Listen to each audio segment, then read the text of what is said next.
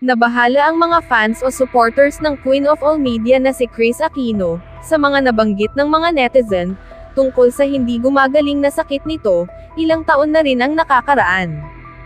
Ayon umano sa showbiz columnist na si Christy Fermin, ay marami-rami na raw ang nagsasabi kay Kris, na kung hindi karma, ay posibleng barang, o kulam umano ang nangyayari sa kanya.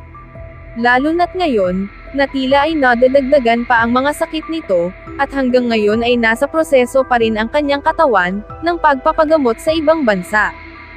Ayon kay Christy, matagal na po ang kwentong ito, na may nagpatrabaho daw po sa kanya, may kumulam daw. Ang sabi ay may nagpakulam daw sa kanya. Kaya raw tumatagal ito at hindi matrace ang pinagmulan ng kanyang immunodisease, kasi daw kinontra, ani Nanay Christy. Ngunit, may mga nagsabi rin, na posibleng may nagpabarang umano, sinumpa, o kinulam ang pamilya ni Kris Aquino, dahil raw sa mga masasamang nagawa ng kanyang pamilya, noong sila ay nasa kapangyarihan pa lamang.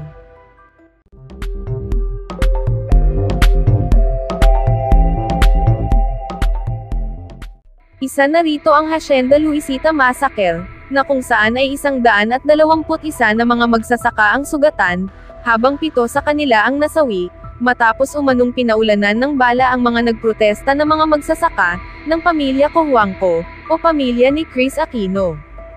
Ang Hacienda Luisita, ay isa sa pinakamalaking taniman ng tubo sa Pilipinas. Hindi ibinigay ng pamilya ni Kris, ang lupain na dapat sana ay mapupunta sa mga magsasaka, kaya noong nagprotesta ang mga ito, ay ipinag-utos ng pamilya Cojuangco, na paulanan sila ng bala, na nagresulta sa matinding karahasan, at pagkasawi ng 7 tao. Bukod dito, isang bangungot na alaala rin, ang naging kaganapan sa Mendiola noong January 22, 1987, sa daan papuntang Malacanang. Ang Mendiola Massacre, ay ang hindi malilimutan ng mga magsasakang Filipino, na nais nilang makamit ang ipinapangakong reforma sa lupa sa Hacienda Luisita, pagkasabi ni Cory Aquino noong panahon ng halalan, snap election 1986. Hanggang ngayon, ay patuloy pa ring iniisip at iniuusad ang katarungan, para sa 13 namatay sa panahon na ito, dahil sa pamilyang Aquino. Bukod dito, marami rin daw nakaalitan na mga personalidad si Kris, kabilang na ang kanyang managing director na si Nico Falces, na inakusahan niyang nagnakaw ng 1.2 million pesos through credit card, at kinasuhan ng qualified theft, habang binalaan niya itong ipapapatay, kapag umuwi ng Pilipinas. She said that I abuse my credit card powers. I said, Madam, ano po ba yung gusto niyong tanungin? You ate here. You can't eat here because it's violation of this contract. You bought coffee here. You can't because it's a violation of this contract. That card is under me. It was issued to my name. Of course, it's her company, etc. But then, of course, in the most professional manner, there should be a meeting, there should be, like a review. And then she will say, Nico, I will not allow this, I will not allow this. If you don't allow it, then I will pay for it. I'm there in Bangkok. She made the call, okay, and said, Nico, dare to step in this country and you will be dead. Papapatay kita, papapatay ka ng pamilya ko with everything that you did to me. It has to stop. Why am I here? No, I served her well. And even if she said, Nico, minahal kita, I treated you like family, why did you make me a controversy? Isa lamang ang mga ito sa posibleng naging rason ng sinasabing karma, o kulam kay Kris, dahil daw sa mga naging kasalanan nito. Komento pa ng isang netizen na si Joseph Tortona. Yung mga nagsasabi na baka nakulam si Kris Aquino ay malamang tama. Dalawa ang klase ng kulam, yung pwede kang mamatay ng naghihirap, o yung pwede kang magkasakit ng walang eksplanasyon o kagalingan, at panghabang buhay kang magdurusa. Yung una, pwede matanggal ng isang may alam sa kulam, kung buhay pa yung kumulam, paano kung yung kumulam patay na, walang paraan para mabaliktad ang kulam.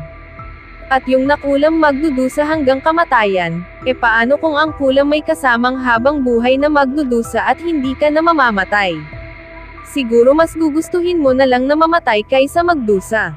Wala namang masama kung magpatawas, wala naman mawawala, at kung yun lang ang pwedeng makatulong, bakit hindi subukan? May naniniwala sa multo, sa mga kababalaghan, sa demonyo, sa lamang lupa, sa kapre, sa manananggal, sa vampira, sa duwende, sa tiktik, bakit di naman sa kulam?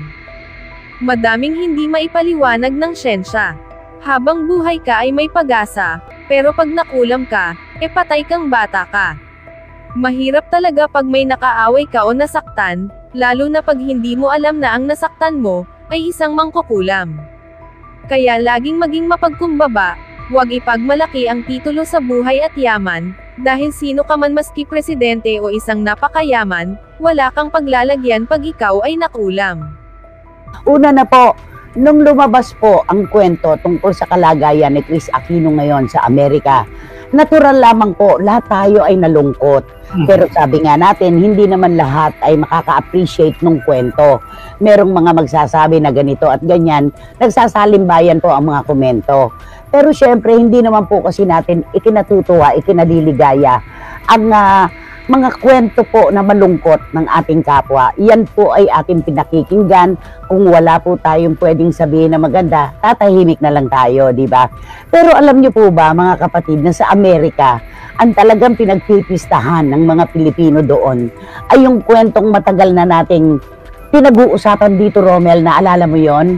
Matagal na natin pinag-uusapan yung tungkol sa kulam issue, di ba? Correct, may mga ganyan tayo narinig.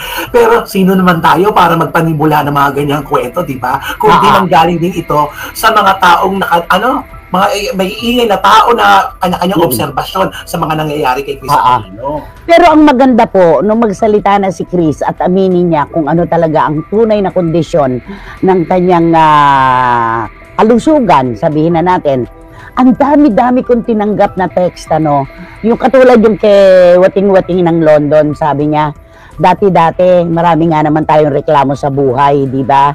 Marami tayong, kumbaga, sumakit lang ang ulo natin, nagre-reklamo na tayo. Tapos, alam naman po natin na kapag tayo ay kapos at ang iba ay mayayaman, nandoon yung kaunti nating pangingimbulo na mabuti pa sila mayaman, di ba? Parang ganon. Pero dahil po dito sa sitwasyon ni Kris Aquino, natutunan pong tanggapin ng marami nating kababayan na dapat pahalagahan natin ang kung ano man pong meron tayo. Kung ano ang kondisyon ng ating kabuhayan. Oo, meron silang salapi. Talagang kaya nilang tustusan ang kanilang pagkakasakit. Tayo po ay kapos. Pambili nga lang ng gamot ay wala ang iba nating mga kababayan. Pero alam mo ba yung realisasyon na nagbukas ng mga mata ng ating mga kababayan sa kondisyon ni Kris na parang ay okay na ako sa ganito, kahit hindi ako mayaman, hindi ako milyonaryo, basta hindi naman ako nagkakaganyan kay Kris, okay na ako. Alam mo yung ganong realization? Totoo. Diba? At realization din naman ng mga mayaman, mabuti na lang may pera akong pampagamot. Hindi, di ba mga ganyan? Pero alam mo, Romel, may kaibigan tayo na talagang super duper yaman. Pero bagyang kibot, meron lang ospital kaagad, pa-o-opera, bagyang kibot, ospital agad. Pero nung panahon na talagang siguro nakasulat na talaga yon na nang ipanganak siya, kasi nga po lahat po tayo ay mga biyahero lamang sa mundong ito. Lahat tayo. Minsan isang panahon, merong naramdaman sa ibang bansa pa pinaoperahan. Bilyonaryo ito, Romel, walang nangyari. Umanaw din. Kaya wala rin po ito, hindi sukatan o barometro ang salapi. Lahat po tayo, kapag dumating na yung panahon na tinawag na tayo talaga at kailangan na po natin ibalik ang hiniram nating buhay sa Panginoon, wala na tayo talagang magagawa. Ngayon po, yung tungkol sa issue ng kulam, meron kasing kasabihan yung matatanda, di ba? Na yung mga ninuno, kapag ang mga ninuno ay ganito at ganyan at maraming sinaktan, yung pangatlong henerasyon, doon daw tatama yung higanti na tinatawag, yung karma, parang ganon.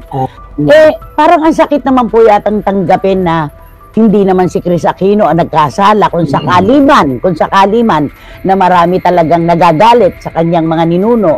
Parang nakakalungkot namang isipin, third generation, di ba? Ay Kris tumama. Basta ang mahalaga po, yung dasal, gumagawa po talaga ng milagro ang mga panalangin. Kaya kung kailangan ng dasal ni Chris Aquino ngayon, bakit po tayo magmamaramot? Di ba? Pwede naman nating ibigay. Yun. Kaya lang, yung issue po ng kulam, meron pang ang kwento na ang nagpakulam daw kay Chris ay ina ng isang nakarelasyon niya na nilait-lait niya. Ako naman hindi naniniwala doon. Di ba? Ang pinakamahalaga talaga, pananampalataya. At saka yung realisasyon na kapag po tayo talaga ay dumating na dun sa pinakadulo ng ating journey, di ba, paglalakbay, talagang doon tayo pupunta. Una-una lang po ang buhay, lahat tayo doon hahantong. Kaya lamang, kung maaari naman na bahaginan po natin si Chris Aquino ng kaunting panahon o mahabang panahon para sa panalangin. Sabi nga niya, I want to live, I refuse to die. We all refuse to die. Lahat po tayo, lalo na at may mga anak pa tayo na hindi natin nakikinita na handa na sa maaaring maganap. Ibigay na po natin kay Chris Aquino yung hinihingi niya. At tulungan din sana ni Chris ang kanyang sarili para umayos ang kanyang pakiramdam. Yun naman yun, di ba? Correct. Panalangin lamang po, dagdagan pa natin mas ang ating panalangin para kay Miss Chris Aquino. Yun ang totoo yan. Lahat ng mga taong malapit sa ating puso na meron pong pinagdadaanan na physical, medical o anumang pong problema, hindi po natin ikababawas, hindi rin natin ikadadagdag kapag tayo ay nagbahagi ng panalangin, di ba? Yun lang yun. At eto, meron tayong tinatanggap. Okay. Sabi ni Boyce, buti na lang may pera si Chris. Kung sa ordinaryong tao nangyari yan at tinamaan ng sakit na yan, baka matagal na tayong pegi. Sabi nila, kaya sa kanya ibinigay yon, sakit na yon kasi kaya niya at mayaman siya. Hindi naman siguro nataon lang siya ang tinamaan. At saka Boyce, kanikan niya tayo ng kapalaran talaga. Kanikan niya. At yung sinabi ni Obet Sapin kahapon na ang unang-unang dahilang nakikita nila kung bakit bumagsak ang katawan ni Chris Aquino ay yung hindi pagkakarenew ng kanyang kontrata sa ABS-CBN. May kasabihan kasi noon nung mapunta ulit sa mga Lopezes ang ABS-CBN, lahat ng mga talents ng ABS ay mawawala, bukod tanging si Chris Aquino lang ang maiiwan. Pero ang nangyari, siya ang unang nawala, di ba? Marami ang naiwan. Yun, nakaano talaga yun talaga, naka-apekto sa kanya. Oo. Nakalulungkot naman ang kulam issue at sana bigyan pa siya ng mahabang buhay ng ating Panginoon, sabi ni Tita Nene Olanday. At saka natutuwa ako doon sa realisasyon, sabi nga ni Wating Wating, mas niyakap ko pa ang buhay ko ngayon. Mas inintindi ko pa ang sarili ko ngayon at ang mga mahal ko sa buhay. Ganun po ang natatanggap naming mga mensahe. Pinahahalagahan natin ngayon ang buhay na ibinibigay sa atin. Di ba? Correct. Ganun lang yon. At sabi ni Eddie Letada, kahit gaano karami ang pera ng isang tao, hindi nito kaya mailigtas sa buhay kapag oras na talaga. Maraming milyonaryo na hindi naligtas ng kanilang salapi. Totoo po yan. Kung ang salapi po ay napaka makapangyarihan, wala na sanang bilyonaryong namatay, di ba? At wala na rin po sanang kapuspalad na tunay na walang bala ang bulsa pero nagkakaroon ng milagrong nabubuhay. Ganun lang. Yun na lang ang ating titingnan at malalaman natin ang pera ay ginagawa lang tayong komportable. Hindi po yan ang simula at wakas ng ating buhay. Hindi yan ang be all and end all ng ating kabuhayan, ng ating buhay. Dead na lang ako, Nay. Sorry ha. Bait pa kayo dati. Naagawan kayo. Okay. Jamie Dasha, maraming salamat. Hindi ko nababasahin ito. Alam mo, Jamie, sa totoo lang, kung lalim at lalim ng sakit ng mga tao na nakasama ni Chris Aquino ang magsasalita, basta maraming malalim. Pero dadaigin tayo ng panalangin, di ba? Nanay, try din sana ni Chris ang alternative medicine. Wala namang mawawala. Total, ilang taon naman niyang ibinigay sa mga magagaling na doktor ang kanyang health. Kasi hindi lahat na ipapaliwanag ng siyensya. Totoo to. Totoo ito. Napakatotoo nito. Ang espesyalisasyon ni Dr. Gupta, yung sakit niya. Di ba? Pero, ay nako, basta, ipanalangin po natin si Chris Aquino. Para sa iba pang karagdagang mga balita ng Senior Buzz, ay mag-comment lamang po, mag-like at mag-share sa video na ito, at huwag po nating kalimutang mag-subscribe sa aming channel. Maraming salamat po sa inyong panonood.